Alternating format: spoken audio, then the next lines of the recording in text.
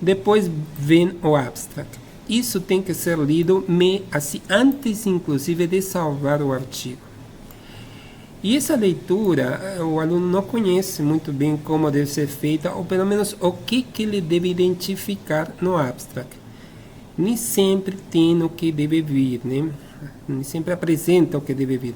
Às vezes tem coisas que são totalmente desconexas, não ajudam em nada, mas estão ali, tá? Tudo bem, isso faz parte.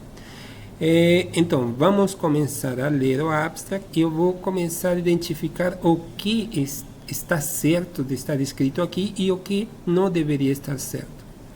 A primeira frase diz: compostos do tipo hidrotalcita, tá?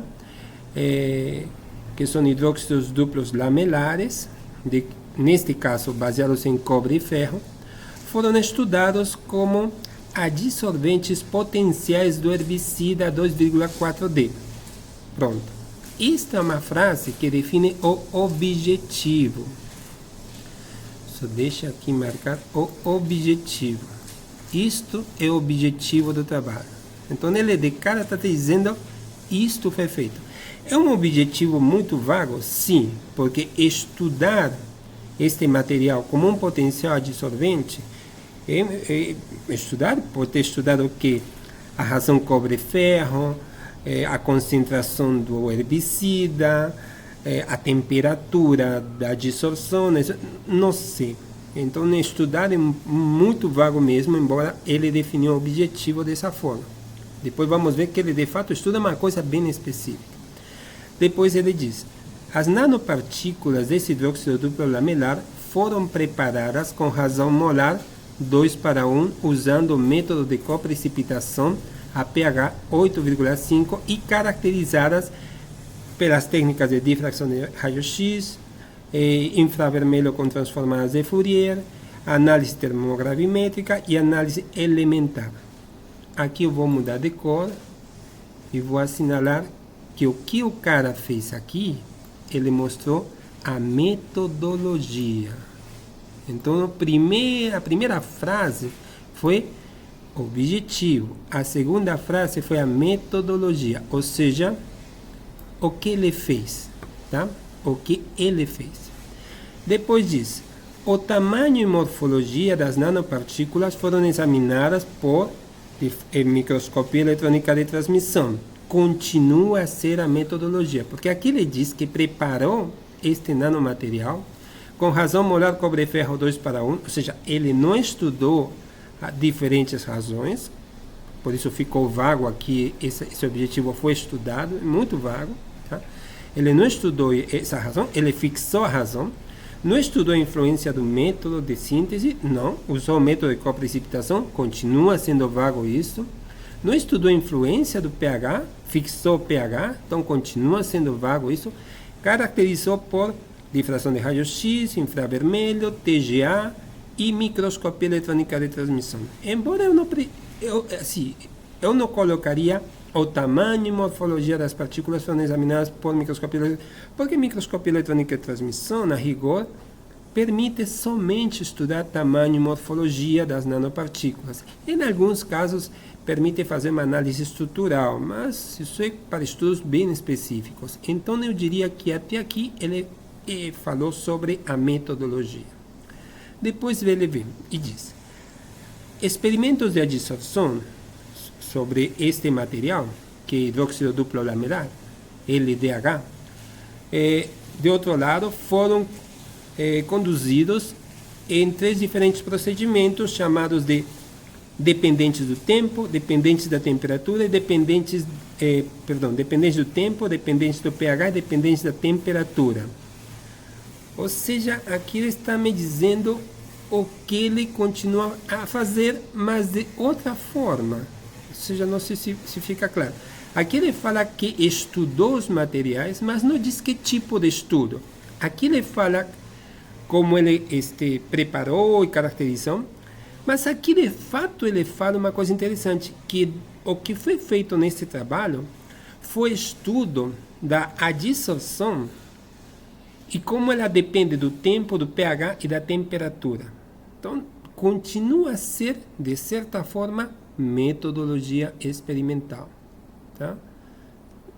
que eu teria escrito de outra forma, mas continua sendo, ou seja, ele sintetizou, caracterizou, mas de fato o que ele fez com esse material, com esse nanomaterial, foi estudá-lo no processo de adsorção, como ele depende, como a adsorção depende do tempo, do pH e da temperatura. Tá? Vamos para o seguinte parágrafo. Caracterização dos produtos de adsorção pela difração de raio-x indicaram que essa palavrinha traduzida seria como intercalar, né? A intercalar ou a intercalação, não sei se existe em português, intercalar o 2,4D entre as lamelas deste material não aconteceu, tá? E a dissolução superficial foi de fato o que aconteceu. Então, vou repetir. A caracterização dos produtos da dissolução, significa dos materiais, desse nanomaterial depois da dissolução, por difração de raio-x, indicou ou indica que não houve uma introdução, tá, intercalação deste herbicida dentro da estrutura deste nanomaterial e que, de fato, o que aconteceu foi uma dissolução superficial. Aí eu vou mudar de cor. E por que eu vou mudar de cor? Porque aqui ele está falando dos resultados, de um resultado muito relevante que ele encontrou. Então, primeiro falou um objetivo muito vago, depois falou tudo o que ele fez, e aí começa a falar o que ele encontrou de mais relevante. E isso que mais ou menos deve ter. A cinética de adsorção foi testada para modelos matemáticos de pseudo primeira ordem, pseudo segunda ordem e mais 2 cinéticos, e as taxas foram calculadas, as constantes das taxas foram calculadas. Tá, isto já não é mais um resultado. Isto vem a ser que procedimento experimental, e por isso eu vou deixá-lo de outra cor, tá? Isso deveria estar aqui? Não, não deveria estar aí. Por quê? Porque ele fala aqui o que ele foi, o que ele fez. Isso deveria estar aqui em cima, porque o raciocínio é objetivo, o que ele fez e como fez, resultados mais importantes. E aqui ele coloca de novo uma questão do tipo: ele estudou a cinética e testou modelos cinéticos de pseudo primeira e segunda ordem. Então, para mais ou menos ter uma ideia, o que eu sempre vou esperar é objetivo, claro e bem definido, bem delimitado. Depois, como ele fez isso, ou seja, como ele fez o trabalho. Depois, os resultados, isso que eu devo esperar, mas ele não mostrou isso, ok? Bom, depois temos os dados de adsorção de equilíbrio podem ser descritos pelas equações de Langmuir e Freundlich, e foi observado que a isoterma de Langmuir foi levemente, se ajustou melhor aos dados experimentais do que a de Freundlich, ou seja, Langmuir foi melhor que a de Freundlich, tá?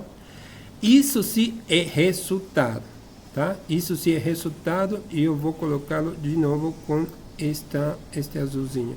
Esse azulzinho daqui, vou mudá-lo para esse azulzinho daqui, tá? Então, este daqui é resultado, esse também é resultado, e esse daqui de baixo é resultado.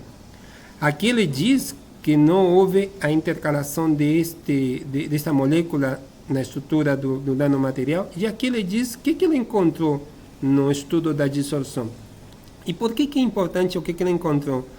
Porque ele em algum momento fala, né? Aqui ele fala que deveria estar aqui em verde, que ele estudou a cinética, ou seja, o processo de adsorção. Ele estudou mais o processo de adsorção, é claro, sintetizou e estudou o processo de adsorção desse herbicida nesse nanomaterial.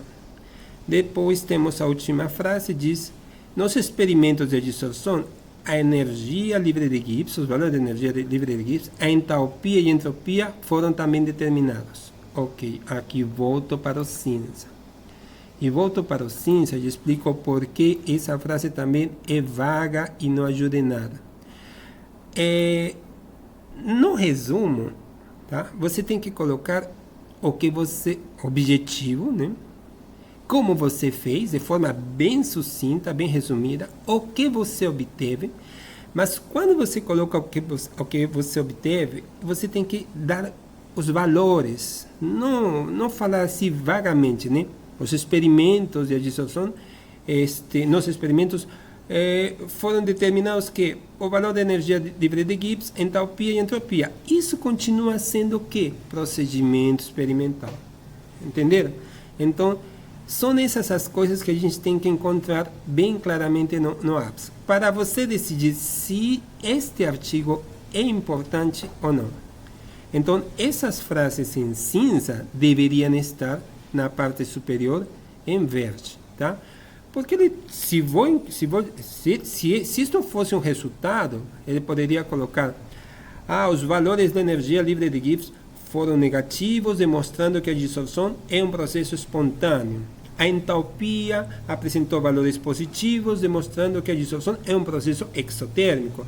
E a entropia apresentou um valor positivo, identificando que que foi um processo que conduz à ordem ou à desordem. Pronto, isso se estaria em azul, porque é um resultado, ele está, digamos, apresentando um resultado de forma qualitativa, talvez nem necessariamente colocando os valores. Então, aqui estou mostrando, basicamente, o que eu devo ler no abstract e já me familiarizando quando eu for escrever meu relatório de iniciação, quando for escrever um artigo para congresso ou mesmo o TCC. É isso que se espera. O abstract tem que resumir o objetivo, o que se fez, tá? De forma bem resumida, bem objetiva, e o que se obteve de mais importante, tá? E aqui, claro que a única coisa mais importante que eu posso resgatar é que o 2,4D não entrou na estrutura, tá? E que o modelo de Freundlich se ajusta melhor à isoterma que o de Langmuir. Mais nada. Pode ser que eu encontre outras coisas melhores quando for lido o artigo, mas o que o cara mostra aqui não está identificando isso. Bom, outra coisa que o aluno deve prestar atenção são as palavras-chave. As palavras-chave têm a ver com o trabalho. Por exemplo, ele coloca em primeiro lugar a dissorção. Isso é muito interessante, porque geralmente se coloca em primeiro lugar a palavra que mais identifica o trabalho. E o que vem na cabeça quando o aluno vai escrever seu TCC, por último ele escreve um resumo, aí ele pensa, bom, tenho que colocar 4 ou 5 palavras-chave. Qual a palavra que mais identifica meu trabalho? Ele colocou a dissorção. Significa que ele não estudou métodos de síntese, nada disso. Sintetizou um nanomaterial numa condição fixa e estudou como ele é usado na dissorção através de quê? Da dependência do tempo, do pH e da temperatura. Depois, hidrotalcita, claro, porque é o material que ele usou para adsorver. Depois colocou um sinônimo da hidrotalcita, outra forma de chamar hidrotalcita, que é um nanomaterial, de hidróxido duplo lamelar. Porque às vezes as pessoas procuram ou hidrotalcita ou hidróxido duplo lamelar. Isso o cara já estava pensando quando a pessoa faz a pesquisa por palavras-chave para o algoritmo identificar o artigo dele e logo aparecer como um artigo que pode ser útil para o leitor. Tá? Lembrando que todo artigo, os pesquisadores escrevem com um objetivo, com o intuito dele ser lido. Ninguém escreve um artigo para não ser lido. Tá? Provavelmente só alguns que estão interessados em publicar e não destacar, mas você quer que seu artigo seja lido, que você deseja que seu artigo seja citado. Isso é muito importante, é mais importante do que escrever 100 artigos e não ser citado. Então, tem caras que têm 1000 artigos publicados e tem talvez 10.000 citações. Agora tem outros que escrevem 10 artigos e tem milhões de citações, tá? Para vocês terem uma ideia, Einstein não escreveu nem 100 artigos, mas o artigo dele é muito mais citado que caras que escreveram 1000 artigos. Então, é muito mais importante ser citado do que escrever tantos artigos. Se bem que as métricas da CAPES são meio injustas, né? Bom, temos depois herbicida. Tudo bem, porque ele vai utilizar hidrotalcita para dissolver o herbicida. Você vai remover de uma solução aquosa que é um herbicida. E depois escreve que tipo de herbicida é. Claro, porque tem muitos tipos, tem centenas de herbicidas E isso é muito importante para você ter uma ideia de que importância ele deu ao trabalho e de que você vai esperar que tenha o trabalho. Tá? Embora o abstract já dá uma ideia, mas aqui, claro, que este é um estudo de adsorção. Ok? Bom, isso para sempre que possível, vocês ao lerem um resumo, tentem identificar esses aspectos que eu falei. Objetivo, que nem sempre está bem escrito, a metodologia, que às vezes está desconexa, como nesse caso, e os resultados, tá? De forma bem sucinta e, de fato, o resultado mais importante, né? Não estão todos, porque provavelmente ele encontrou muita coisa.